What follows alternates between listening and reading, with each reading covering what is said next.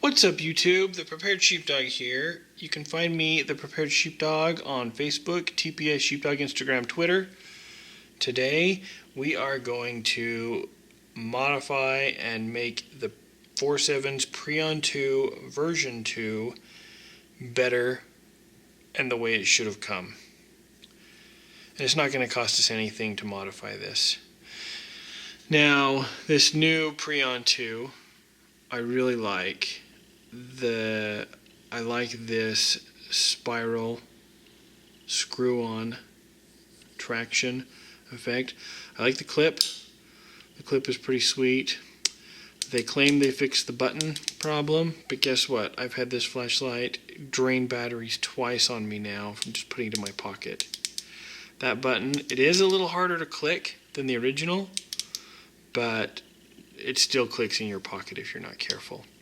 So, with the help of the late Boy Scout and my research in my original Preon 2, and I had some extra Streamlight Tailcap buttons that I got for free from Streamlight, I decided to see what I could do to fix this.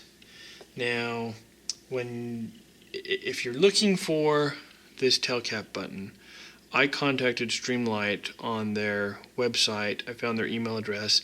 I just emailed and said, hey, I needed a couple extra Tailcap buttons. And they said, oh, send me your address and we'll mail you some. And they mailed me like 4, and I had them in 2 weeks. So, I had that already from the other flashlight. So let's experiment.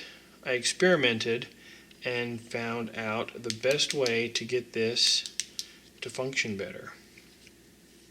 If you take this button off, there are like 2 layers of button. There's the real button, and then there's the aluminum button.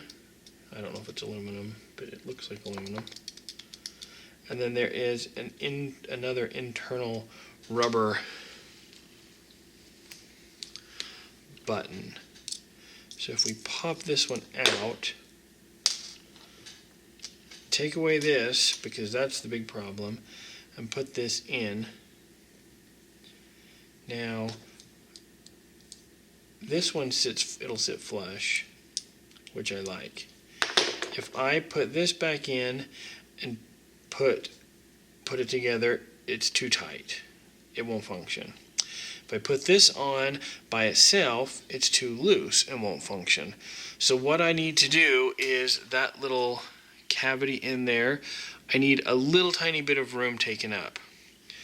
So with trial and error, I cut up some pieces of paper, like some cardstock type paper from a package, and I put one in this little thing.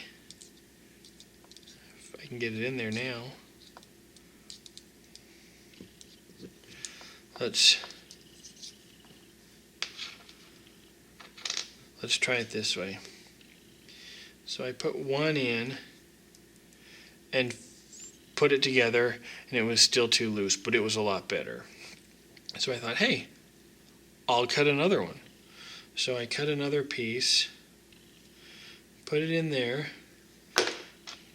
and want to try it. Well, I'm happy to report that it made this Preon 2 function the way I wanted it. I tightened it down, and just like my original Preon 2 that's been fixed, I have to actually push. This button now is pretty much, it's barely sticking out, but it doesn't accidentally stay in and click. You have to really push. You have to train yourself to push right at the top. But I like that, because then when I need this flashlight, I'm not pulling a flashlight out of my pocket that's dead. And I actually am really pleased with how that turned out.